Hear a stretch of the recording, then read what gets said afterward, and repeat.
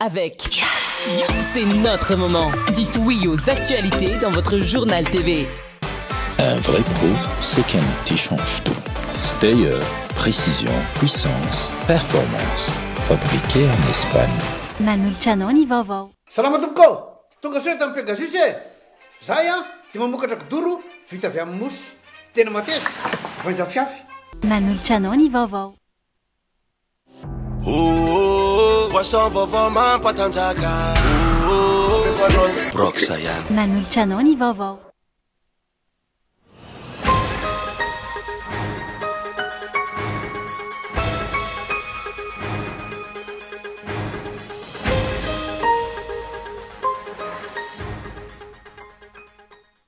Mila ampitombona n'olona manam-pahindrena eto amintsika ahafahana miroso amin'ny fampandrosoana. I Madagasikara izay manana olona manam-pahaizana maro saingy vitsy ny manam-pahindrena. Voaka ny didim-pitsarana ka ampiarina amin'ny dawily, ilaina n'olana zaza enitaona ny castration, miampy sazy anterivozina mandra-pahafaty. Efa ao anaty mécanisme potentiel de privatisation mipaikady amin'ny fanjakana ka fanabadonany malagasy ny fanizingizina na fa tsy misy privatisation atao amin'ny jirama zany ho mipahitoekarina. Tsy manana enti-manana ahafahana mitsabitiana ara-dalàna intsony ny ankamaroan'ny malagasy, zofototra nefa ny fisitrahana fitsaboana saingy mitaza-potsiny ny mpitondra ho ny mpamakafaka raharam-pirenena. Anvelany olona roa no namony ainy androany tao Kiev vokatra ny fanafiana nataon'ny Rosianina omaly. Drone efa-jato zibala famanga 20 no nalefa ny tafika Rosianina tamin'ireo distrika miisa enina natao amin'ny renivohitra Ukraine. Ny antsiprian'izay.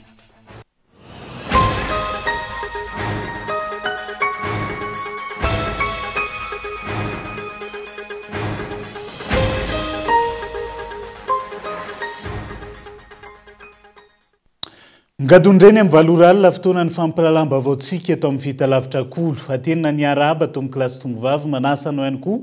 Anaraka ny antsiprian'izay tony mahazatra matoan-datsoratra nondeha hanokafana ny fiarahana.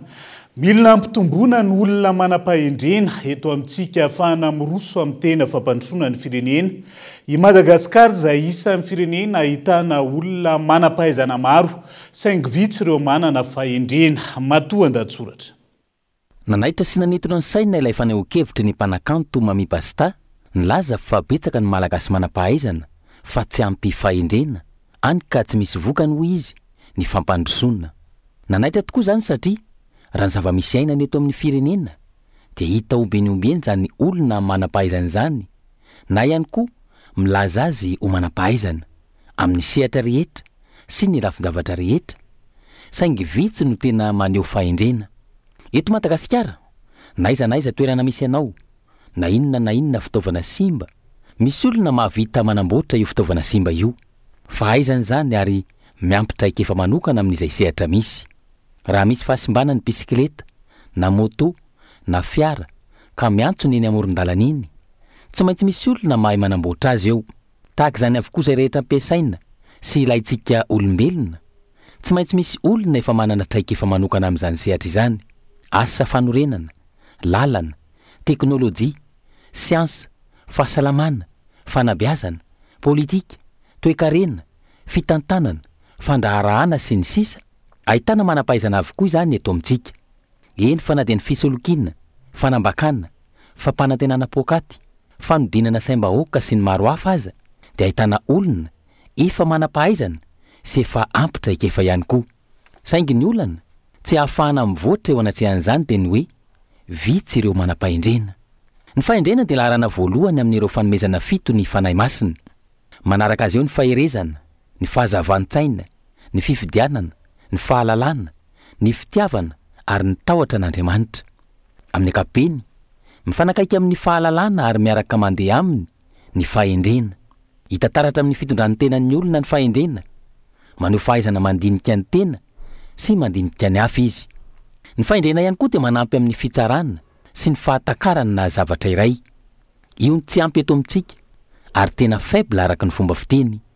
Ny olona manana fahindrena dia afaka manao ny tsara ary afaka mandray fanapahan-kevitra tsara, fa tsy sanatria akory hevitra taingina sy izay atolotry ny fiantanam-pony fotsiny ihany. Ny olona manana fahendrena dia mandindrika tsara mialohan'ny tenenana na anao zavatra iray, ary indrindra miazy izay mety ho vokatry ny teniny sy ny zavatra ataony. Matsapa ny fetrananany ny olona endry ary misokatra amin'ny hafa. Ny olona manana fahendrena dia mahafehy ny tenany, miasa araka ny rariny, tsy mitanila, ary indrindra mahay miaino ny hafa. Maro ny endrika ahitana sy ahatsapana fa manana fahendrena ny olona iray na tsy. Hita taratra eny ihany, ary miavaka ny olona sady manam-pahaizana no manana fahendrena rehefa mitantana zavatra. Hita taratra satria noho izay fahendrena ananany izay dia hainy ny miala rehefa hitany fa tsy vitany ilay zavatra tantanany. Fahendrena tokoa mantsy ny mametra-pialana rehefa hita fa tsy mahomby. Mila ezaka goavana eto Madagasikara ny fampitomboana isa ireo olona manana fahendrena ka hifanaraka amin'ny isan'ny olona manam-pahaizana voatanisa teo aloha. Raha mitombo isa mantsy ny olona manana fahendrena izay efa manam-pahaizana rahateo na milaza ihany koa manam-pahaizana, mety tsy ho toy izao ny zava-misy ainana eto Madagasikara. Matoan-datsoratra izay fa nivoaka ny didim-pitsarana ka ampiarina amin'ny dawily ilainan'olana zaza entoana ny castration na ny famosirana ankoatr'izay miampisazy anterivozina mandra-pahafatany fanamelohana azy arak'izay didim-pitsarana izay hatrany ka eto Andriatsilavo. Famosirana na castration sy asan-terivozina mandra-pahafaty io ny sazy miatra amin'ny dawily araky ny didim-pitsarana nivoaka androany. I dawily izay nanolana zaza 9 taona tao Mertsetosika Antananarivo. Raha tsy hivina, ny fahinana ny volana Martsa 2024 no nentina teo amin'ny fampanoavana i dawily, voaroeroy ho nanolana zaza tsy ampy taona. Vony sy abibina no niatra tamin'ilay zaza 9 taona araka ny voalaza, ary nanamafy izany ny taratasy navoaky ny mpitsabo. Niaiky ny fiampangana azy i dawily tamin'io fotoana io, ka ny ampangana azy dia teboka roa lehibe. Voalohany, ny fikasana amon'olona. Faharoa, ny fanolanana zaza latsaky ny 10 taona. Asan'ny terivozina mandra-pahafaty ny voalazan'ny lalàna ho an'ny fikasana amon'olona, ary asan'ny terivozina mandra-pahafaty miampy famosirana na castration chirurgicale ny fanolanana zaza latsaky ny 10 taona. Araka ny lalàna 2024-001 ny 24 febroary 2024 nanova sy nameno ny fehezan-dalana sasatsasany ao amin'ny fehezan-dalana famaizana.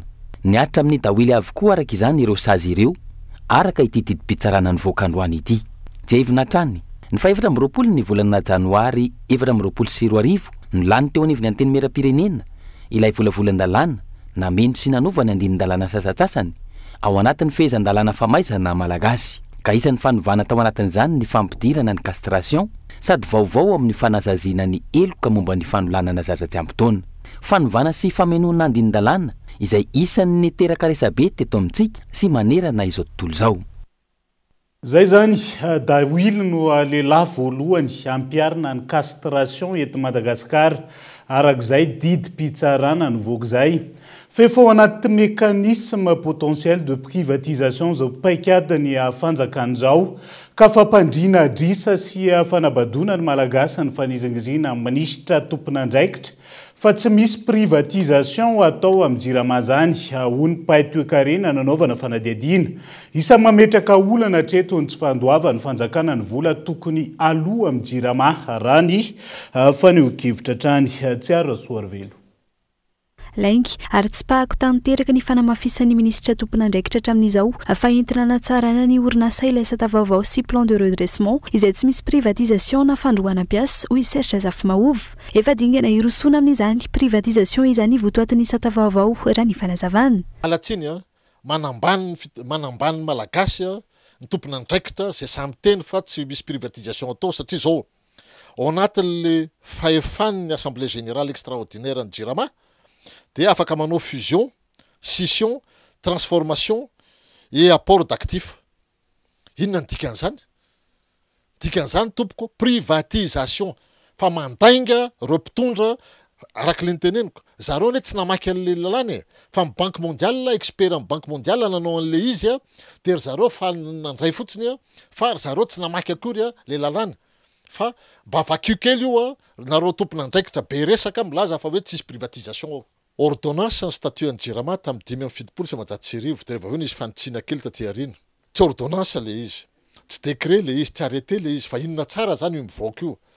paralysme de forme aloha zany tsy misy zany rehetrarehetra zany midika hoe misy zavatra tsy mitombona ao anatin'le izy fa diso tanteraka zany milaza fa hoe tsy misy privatisation io ankoatr'izay maneho mazava ny plan de redressement fa isy ny fandroana mpiasa mihoatry ny arivo ary tamin'ny farany volana desambra 2024 lasa teo mbola manodidina ny 904 ny isan'ny mpiasa ahenatra ny amin'ny 503 ny isan'izy ireo amin'ny taona 2024 izany hoe mpiasa mahery ny arivo eo anivony orinasa jirama no voaroaka ao anatin'ny 5 taona manaraka araka ny hita tao anatin'ny drafim-panarenana arabolany jirama 2024 2024 tsy mametraka ny tena olany jirama nefa ny plan de redressement raha ny fanazavana trany isan'ny olana goavana amin'izany tsy fandoavany fanjakana ny vola tokony aloha amin'ny jirama satria ao anatin'le plan de redressement zany misy le hoe 1037 nisy mpiasa roana zay zany le misy ao anatin'le plan de redressement ka le izy fijeriko azy masse salariale ny jirama ave ny olana so le zavatra samihafa tsy miady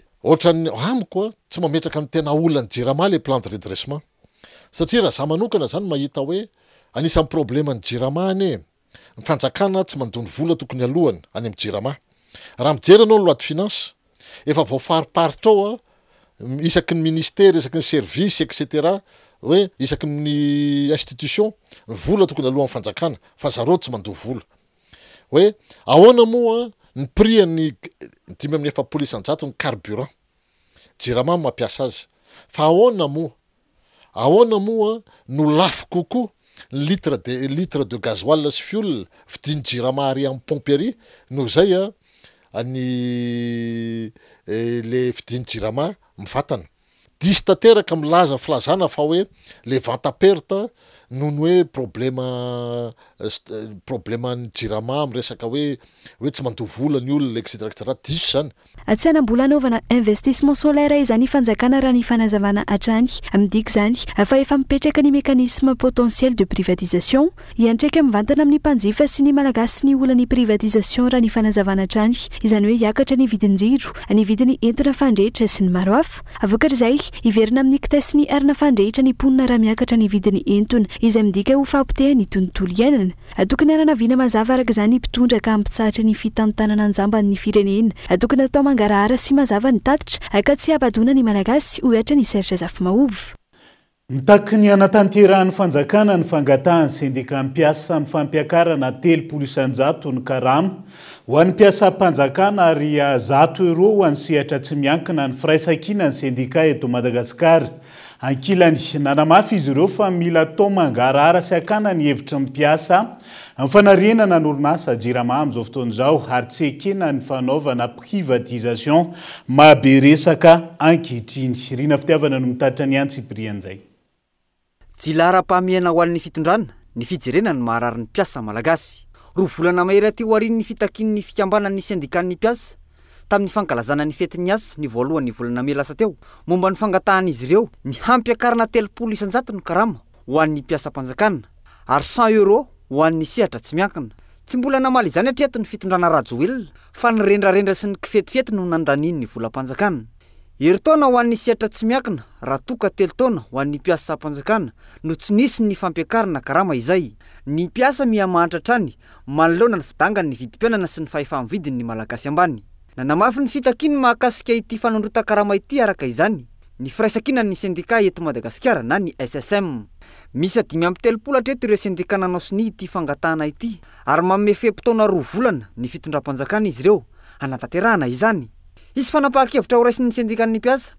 raha manao be marenina mpitondra ao arin'izay sahirana arabola ve ny fanjakana dia anao décentralisation ny conseil des ministres manerana amin'ny Madagasikara andanina 4 milliards aminay syndicat raha ohatra ka sahirana arabola ny fanjakana dia mila manidy ceinture ihany koa izy fa tsy anao bling bling izay everina fa tsy mahasoa ny firenena hatreto aloha raha ny trosa izay ny baben'ny firenena malagasy 4 milliards de dollars entre ny 2019 hatramin'izao dia verina fa mitovy amin'ny trosa zay entre 1960 à 2018 4 milliards de dollars ka noho izany tokony mba hitany aty aminaty vilanin'ny mpiasa amin'ny ankapobeny zay kanefa tsy hitatsika moa zany hoe inona mba niova nampiakapeo ihany koa ny SSM manoloana ny olan'ny jirama izay tsy ahitany ny mpitondra vahaolana treto ny fahatapahany herinaratra sy ny rano.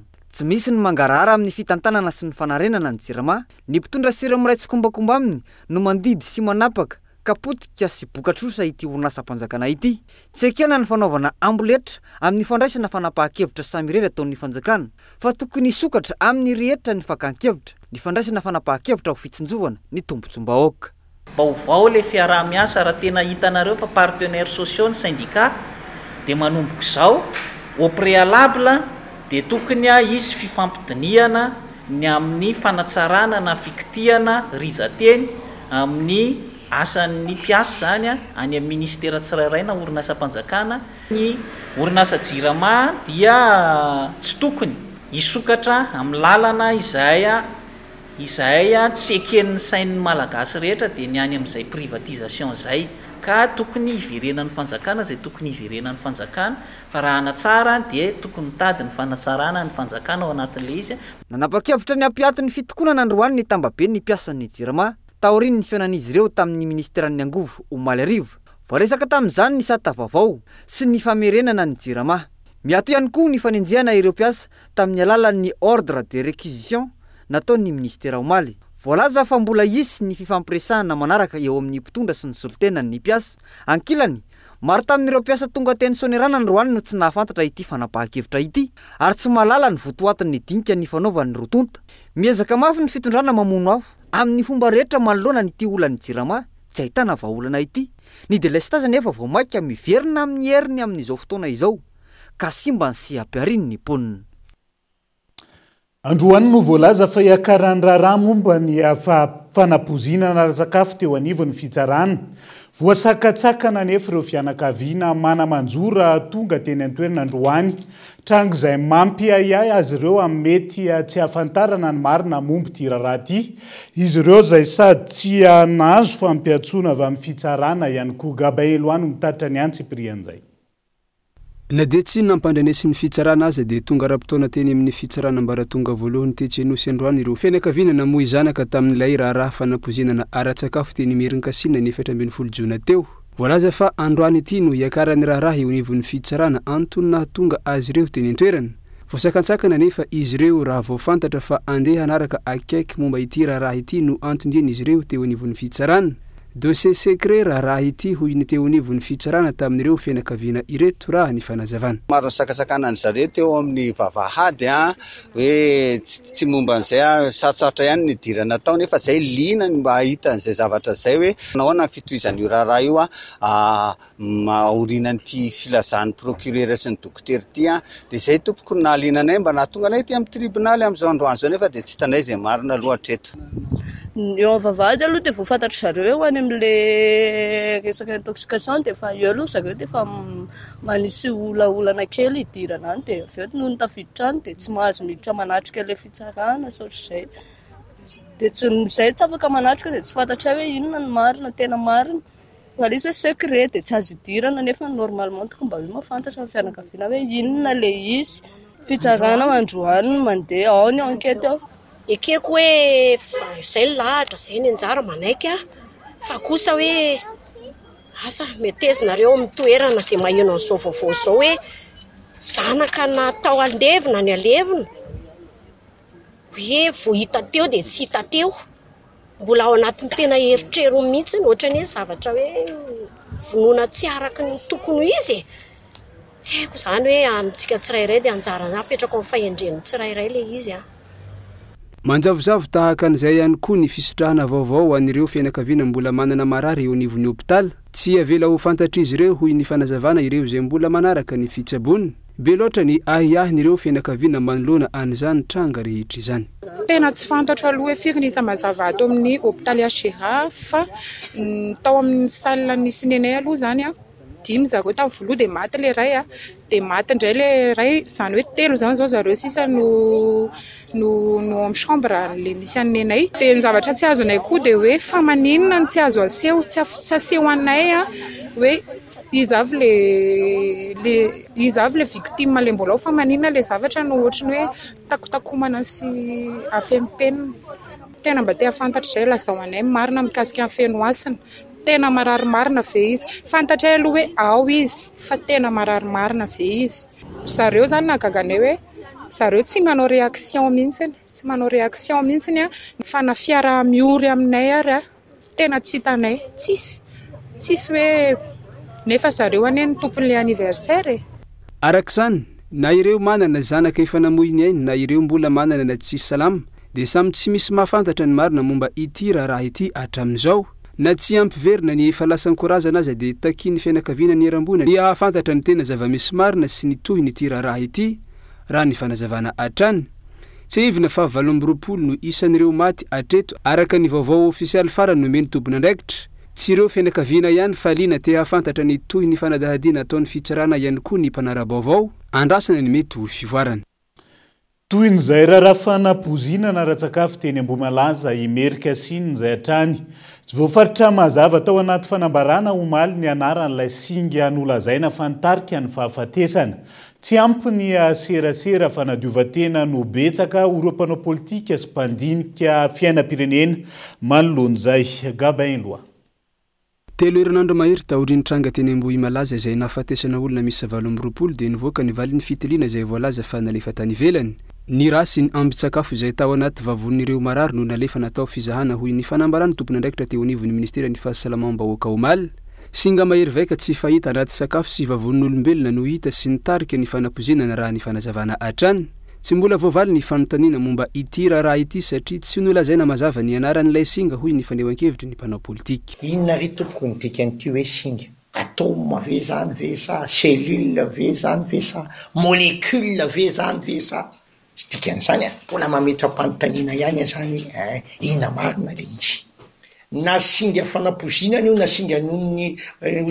otrikafo sy efa potika fa tsy azo hoanina inona ny fanafodiny satria lazaina fa singa tena manany maizy azy io fa tena io ny tena singa bebany amin'ny firenena erak'izao tontolo zao satria tsisy anatina tsy hainy vazaha zany inona ny fanafodiny singa mpanafody azahoana mijabo azy mba azahoana vahoaka miaro tena tompo ary azahoana manatsangana le mbola marary eo amin'ny fotoana vitsy zany hoe mety rapito zany vitsangany voaka daholo ireo satria namenan'le singa mpanafody ny arahana halala nefa fa tsy ny any ny tranga niteraka fahafatesana teto amintsika herinandro vitsivitsy lasa izay ary ny fanesy izany ny teto indray nivohitra ihany no anaovana serasera fa nitany amin'ny faritra tsy nasiana tohiny tranga azo adika ho fialana bala sy fanadiovantena ihany hoy ny fanazavany mpandinika ny raha raha-pirenena fa raha hoe iny tranga raha iny tonga dia hoe tsy botulisme dia amiko zany miezaka mampiseho fotsiny ny fitondram-panjakana hoe diso ny eritreritrareo fa marina ny anay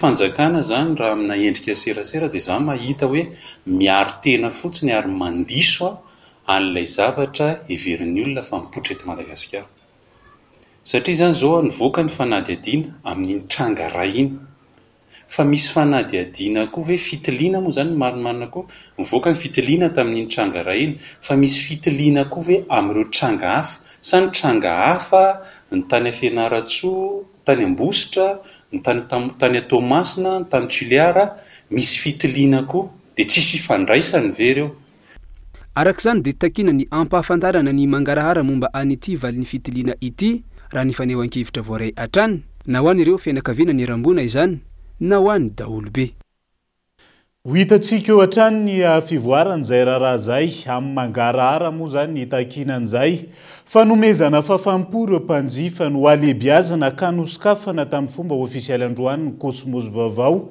etsy amin'ny lasity Ivandry mandrindra zao fisokafa ny Cosmos vaovao zao misy ny tolotra fihenam-bidy hatrany amin'ny 50 isanjato ho an'ireo tonga manjifa entana hatramin'ny 17 ny volana Jolay ho avy zao hoy ny tompona andraikitra Daniela Minorso anomezana fafampohatra ny ireo mpanjifa ho hitantsika eny amin'ny Cosmos vaovao etsy amin'ny lasity Ivandry izay nisokafana tamin'ny fomba ofisialy androany manomboka izao ny karazana entana rehetra tsy hitan'ny mpanjifa teny atoetrana hatramin'izay isan'izany ohatra ireo kojakoja an-dakozia maro samihafa ireo fanaka sy ny sisa hoy ny tompony andraikitry ny tranombarotra androany fa 10 volana Jolay no misokatra ny Cosmos vaovao eto amin'ny lasity ato anatin'ny enceinte mihitsy zany à côté ny shop U manakaiky anareo hatrany izay dia nalebiazina mihitsy moa zany ty magasin Cosmos La City ty araky ny etaetanareo mpanjifa amin'ireo karazana entana tsy hitanareo tao amin'ny magasin teo aloha hitanareo amin'izay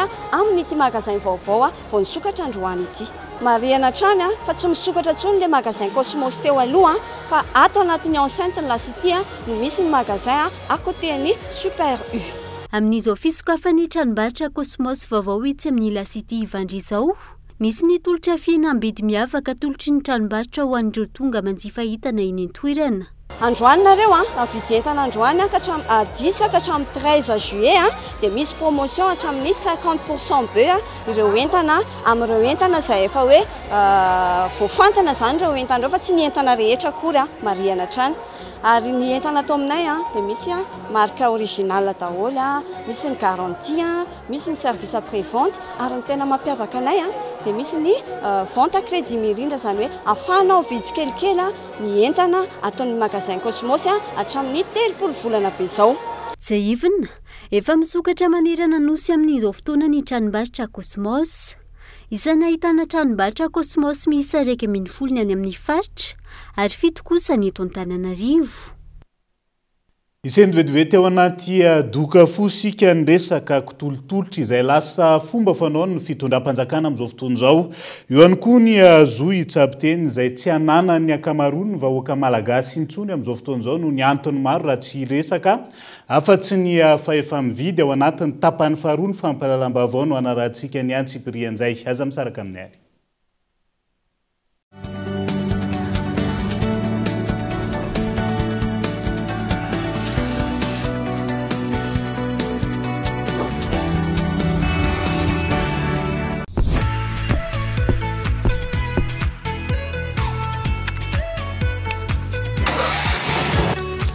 Des équipements abordables et de qualité.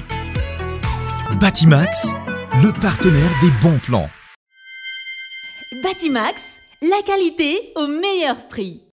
Miresaka phone isanandro isan'ora araroty ireo tolotra mora misy izay ilainao rehetra sady efa misy antso SMS no misy mega tsindrio aingana ary ny dièse 322 dièse manomboka amin'ny 1000 ariary monja.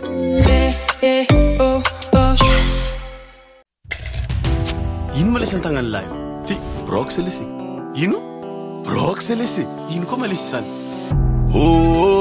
boisson vaovao mampatanjaka misy energy drink de misy cola mety amindry sady mety amilay ino agnarany brox mahazonda mahazonda zay mila boisson mahazonda mahazonda zay mila boisson mahazonda mahazonda zay mila boisson mahazonda mahazonda amepanon brox yan.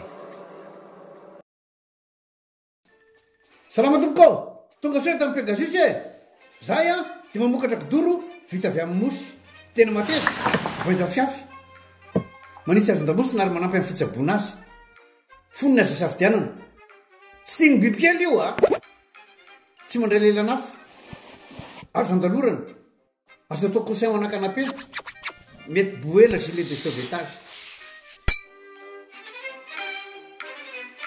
ary mbola misy tapis masolotsi amin'ny loko isan-karazany tsy mifidy toerana n'aiza n'aiza mataty soka mora diovina sady tsy matahotra rano nefa malefaka Pegasus koa dia mbola manana canapé sady fandrina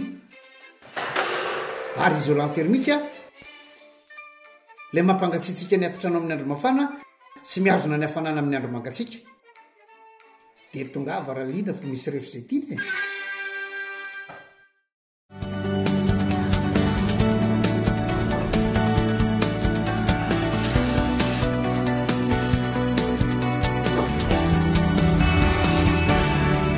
Mamenina ny araba hatrany tomboka lasy tomovavy tonga sondray atao anatin'ny tapany faharoa amin'ny fampalalam-baovao amin'ity alina ity. Tsy mbola nampiana an-tany kolikoly eto Madagasikara ny ady amin'ny kolikoly irosony mpitondra fanjakana amin'izao fotoana izao. Hoy ny teo anivon'ny Transparency International androany. Tsy mbola nahita mbokany avokoa ireo rafi-pitsarana sampandrara sy stratégie nasionaly iadiana amin'ny kolikoly. Tsy ampy ny vola natokany mpitondra ho amin'izany hoy ny fanazavana Tojondrina Tahiry no mitatra ny Antsiprianjay. tsy vonina iady amin'ny kolokolo ny fanjakana matoa ataony ambany ny tetibola natokana ho an'ny ady amin'ny kolikoly ao anatin'ny tetibolam-panjakana hoy ny Transparency International. Hita taratra amin'izany fa tsy lahara-pahamehana ho an'ny mpitondra ny famongorona ireo mpanao kolikoly eto amin'ny firenena.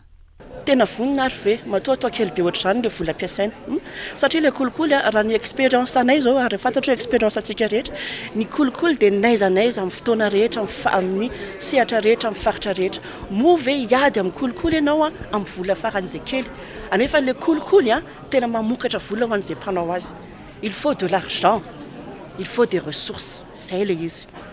Maro ny fomba fiasa tsy tomombana amin'ny ady atao amin'ny kolikoly sy ny fandrindrana ireo sampandrara isan-karazany ary ny fampiarana ny lalàna sy ny paikady-pirenena na misy aza ireo fihetsiketsehana maro samihafa ataon'ny mpitondra ambony ny taha ary miaratsy ny toerana misy amin'ny Madagasikara eo amin'izay ady amin'ny kolikoly izay. Mbola misy koa ny lesoka satria mbola tsy hita tsara hoe aiza ireo tena ataontsika hoe fepetra ahafahana amin'ny tena hoe ho tanteraka tokoa ilay stratégie na ny ara-bola na ny ressources ampiasaina eo ihany koa nefa ny hoe misy andrasana andraikitra andrasana toy ny hoe fampahafantarana ohatra hoe ny tale izay tarika ny aray ohatra izany zavatra ingeza be ao anatin'ny resaka ady amin'ny kolikoly mbola andrasantsika foana izy hatramin'izao sehatra rehetra dia misy kolikoly daholo eto Madagasikara ary ny olana dia lasa ohatra ny hoe fahazarana le izy adeken'ny kolotsaintsika indraindray izay fisiana kolikoly izay.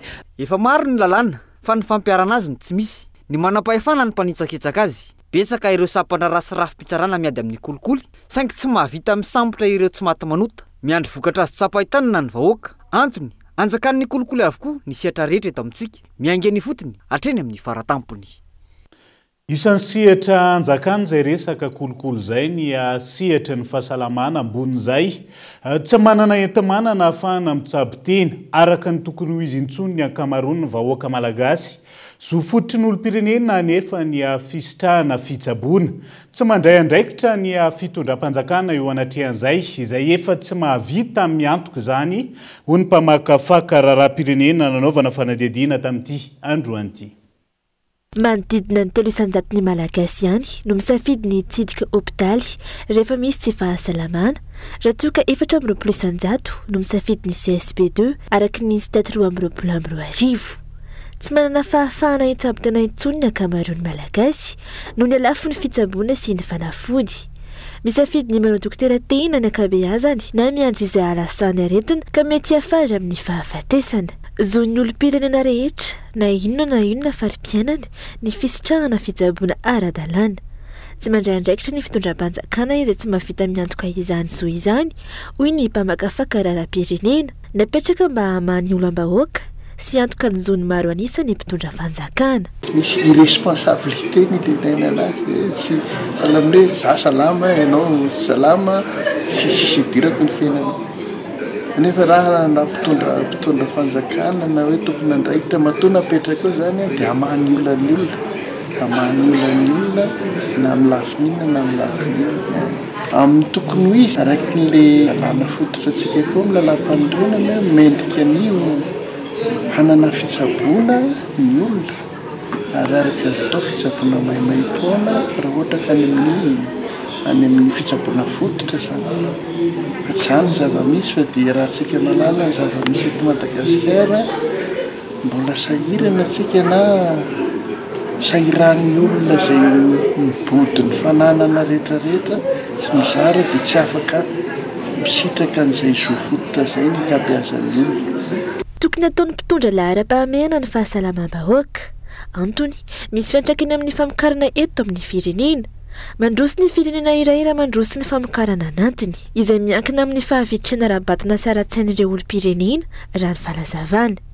Tsy magaga raha mbola tsy sasatra milentika ny fahantrany firenena raha toka tsy mitsoniavy ny tompony andraikitra ireo sehatra izay mampandroso ny famokarana raha tsy lazafa-tsy ny fahasalamana sy ny fanabeazana. Tokony hoe isy ny fanampiana reo moa ny atao hoe sosialy ny fampianarana ny inona moa izy teo ny fahasalamana ny fanamboaran-dalana reny zavatra reny zany tokony ampilatana ny fanjakana zay fa tsy izany zava-misy rahantsika mahita dia mampatsiaro ny mpitondra hoe tokony karakaraina ny fahasalamana fa ny olona angely mamokatra raha tsy salama ny olona dia tsy afaka mamokatra araka ny tokony izy zareo fotsiny ao tokantrano rehefa tsy salama tsy afaka mikarakara ny ohatra ny renim-pianakaviana tsy salama dia tsy mikarakara araka ny tokony izy iny foa zany ny olona tsy salama dia tsy afaka mamokatra nefa ny fahasalamana tsy hoe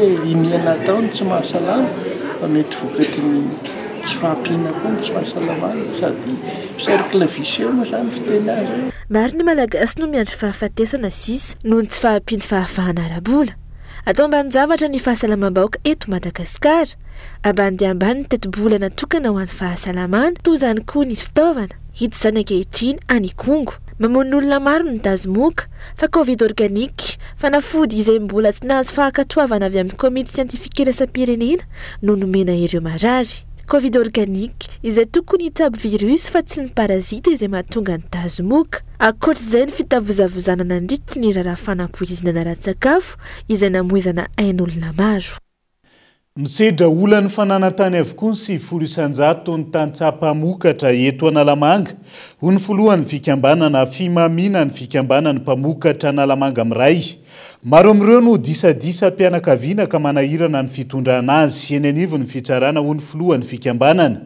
Maro nefa ny olana terak'izay amin'ny asa mpamokarana toy ny tsy fahafahana mampitombo ny fambolena sy ny firosona amin'ny matianina noho izay atahotr'izay. Antony joroany ny fikambanana izay iezaky ny amany olana eny fotony miaraka amin'ny vina tantsaha-mpamokatra matianina miray ina ho amin'ny fampandrosoana maharitra andao rahantsika ny fanampanazavana mikasika izay. Anisan'ny olana anankiray amin'ny fananantany eto amin'ny faritra Analamanga dia ny tany kadastre izay azo lazaina hoe tsy sarotra ho anay tantsahany mamindra izany ao amin'ny anaranay. Amin'ny izy hoe efa lovany teo aloha dia mbiasan'ny ankizy ety aoriana ka miteraka olana goavana zany satria tonga ny ady mpianakaviana ny ady tany izay anisan'ny sarotra dia sarotra ny mitondra azy eo anivon'ny tribonaly. Isan'ny anankiray sakana tsy mahavelatra amin'ny famokarana tokoa satria raha vao mambola elaela eo amin'ilay tany anankiray ny tantsaha ka dia tonga indray mpandova sasany milaza fa ho tompon'ilay izy dia tsy afaka manajary tsara an'ilay tany izy noho izany mihena mivokatra izay vokarin'ny tantsaha eo amin'ny tany anankiray. Ao anatin'izay ihany tokoa dia natsangana ny rafitra fimamia izay ahafahana mamaha izay olana izay mahazo ny tantsaha izay satria izay no antony ilazana teo hoe tsy olana tsy voavainy anivo fikambanana fototra izy io tsy voavainy anivo communal fa hoentiny eo anivon'ny regionaly. Lafomba vao hafa hetsika rogoavana no anamariana ny fotoan-dehibe ho an'ny skotisma eto Afrika amin'ity taona ity. Hetsika izay ho raisan'i Madagasikara ny volana septambra ho avy izao ary hatrehan'ireo solitena ny skoto avy amin'ny firenena rehetra eto amin'ny kontinanta afrikanina. Efa vonona ny fikarakarana amin'ny fandraisan'ireo hetsika ho ny filoha iombona ny firaisan'ny skotisma eto Madagasikara tamin'ity androan'ity tsara soarvelo. Eto Madagasikara no anatanterana ireo fotoan-dehibe ho an'ny skotisma eto Afrika amin'ity taona ity ho tanterana ny 14 hatramin'ny 19 septambra ho avy izao. Ny andiany 10 amin'ny fivoriam-be ny tanora skoto eto Afrika, ny 12 hatramin'ny 1 septambra kosa ny fihaonam-be ny skoto eto Afrika andiany 7. Fotoana azo ny skoto mampitombo ny fanabeazana sy mahafantatra ny fomba fanaon'ny skoto isaky ny firenena raha ny fanazavana. Isika eto Madagasikara dia nosy. Ka rehefa tonga eto amintsika ny fotoan-dehibe toy izao dia maro ny tombontsoa azon'ireo beazina izay ao anaty skotisma maneran-tany satria afaka mahita, afaka mahafantatra, afaka miaina ny fiainan'ny skotisma any ivelany. Rehefa eto amintsika ny fotoan-dehibe ny skotisma dia isika ahazo tombontsoa manokana satria hisy ny fiofanana manokana anankiroa izay homen'ny bureau mondial ho an'ny mpitantana ho an'ny skotisma eto Madagasikara. Tsy adino fa ny foto-kevin-dehibe izay voizina ao anatin'ny ireo fotoana ireo dia ny hoe miara-miaina ao anatin'ny filaminana. Anomanana ireo hetsika lehibe ireo anisin'ny fivoriana ny arahany ekipa mpikarakara tamin'ny filohan'ny skoto eto Afrika sy ny mpanampy azy afanararoatra ho an'ireo tanora skoto lasa mpitarika mendrika ihany koa ny fihaonam-be tahaka izao raha ny fanazavana. Il y a beaucoup de choses qui vont se passer. D'abord, j'ai parlé du forum des jeunes, mais je commence avec... Maro ny zavatra hitranga. Voalohany fanararoatra ho an'ny tanora ho lasa mpitarika matianina ny fampiofanana azy ireo mikasika ny tontolo ny leadership international. Mpitarika ny tenany, ny fikambanana ary ny fiarahamonina. Amin'ny ankapobeny, araka ny fantatrareo, fanabeazana ny skotisma. eto izahay zoky hampiofana ireo tanora. Nous les adultes, nous n'encadrons que les jeunes. Nous sommes là pour encadrer, pour orienter les jeunes. Efa vonina I Madagasikara amin'ny fandraisana ireo hetsika ireo fanomezana sehatra ireo tanora skoto malagasy ny fikarakarana sy fanomanana hetsika lehibe toy izao amin'ny mahetsiky ny tanora ny skotisme raha ny fanazavana trany. Vaovao ny fampianarana vetivety mivoaka ny atoandro teo ny valim-panadinana BEPC ho an'ny Sisiko Mahajanga voalohany. Amin'ny ankapobeny azo lazaina ho ambany ny tahapahafahana izay manodidina ny 100 isanjato raha oharina tamin'ny taondasa manodidina ny 320 isanjato. Anja Robert Kolomanjanga. 720 faingo raika amin'ny 20 isanjato ny tahapahafahana fanadinana BEPC ho an'ny Sisiko Mahajanga voalohany tamin'ity taona 2020 ity.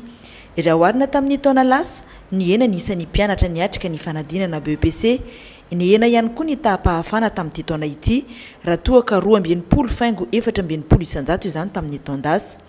Betsaka no nilaza fa ambany dia ambany izao tahapahafahana BEPC ho an'ny Sisiko Mahajanga voalohany izao. Saingy raha ny zava-misy kosa nilaza ireo tompona andraikitra ny andraikitra nyity fanadinana ity fa nahafapo azy ireo izao voka-panadinana na itam-piainana izao. Amin'ny ankapobeny ny vokatra zany dia azo lazaina hoe tsara nahafapoa ary mahita eo amin'ny 59,81% zany ho an'ny Sisiko Mahajanga voalohany. Raha oharina tamin'ny eritaona izy dia tsy niova firy satria tamin'ity zao tamin'ny eritaona 62%, 62,64% fa tamin'iny somary maro kokoa ny isampianatra. Dia tamin'ity izy 59,81 ny ena kely ny isampiadina dia azo lazaina hoe tsy niova zany fa voatazona tsara ny performance. Saika ireo sekoly tsy miankina amin'ny fanjakana avokoa no tena nahitana voka-panadinana 100 isanjato teto anivon'ny Sisiko Mahajanga voalohany ary mpianatra avy ao anivon'ny sekoly katolika lycée privé Montfort Saint-Gabriel no nahazo ny noty ambony indrindra 20,720 amin'ny 20 teto amin'ny Sisiko Mahajanga voalohany tamin'ny ity voka-panadinana BEPC 2020 ity. Dia izay ihany koa no entina manakatona ny fampalalam-baovao ankasitrahany ianao nanaraka izany hatramin'ny farany azadimo. Mbola maro ny fandaharana hoentina aminao amin'ity ality isan'izay ny Journal de l'Économie.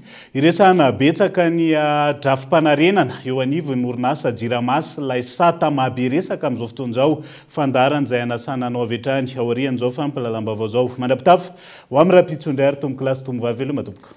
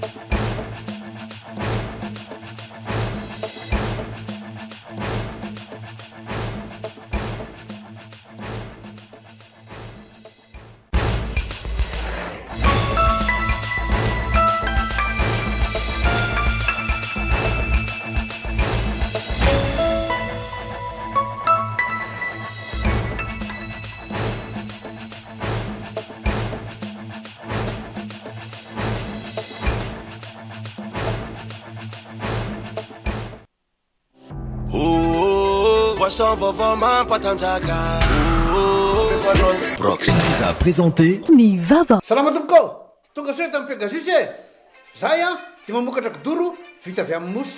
Tena mateza. Voanja fiafy. Nous a présenté Nivava. Un vrai pro, c'est qu'un outil change tout. Stayer, précision, puissance, performance. Fabriqué en Espagne. Nous a présenté Nivava. Pour vos séjours à Majunga, rien ne vaut la douceur de la mer, le coucher du soleil et l'hôtel Coco Lodge. Une étape de rêve à Madagascar. Nous a présenté Nivava. Avec Yassi, c'est notre moment. Dites oui aux actualités dans votre journal TV.